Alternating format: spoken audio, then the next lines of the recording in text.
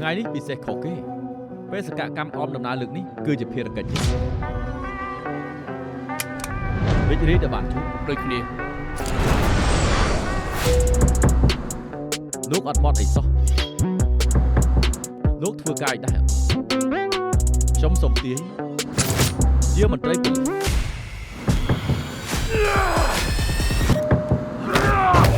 ត្រប់បាយចូលមកខាក់ខុសទៅទីដើមផ្សេងភ្លាមសម្លាញ់ទោះបីយើងត្រូវបន្ថយជីវិតក៏ត្រូវបញ្ឈប់ពួកឯងដែរ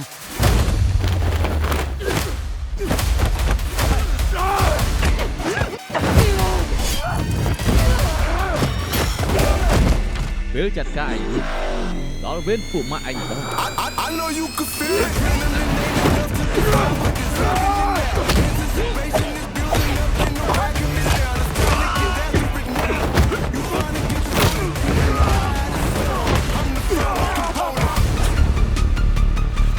ទូតែមានគ្នាម្នាក់ទេ ឆៃឆេពេលនេះចូលខ្ញុំចុះអស់ចូលបងខ្មៅខូចខ្លាំងពេកហើយឱកាសវាយបកមានជាមួយនេះទេបើខំម្លេះបានមកវិញទូឯងលួចខ្លាចយើងពេកហើយ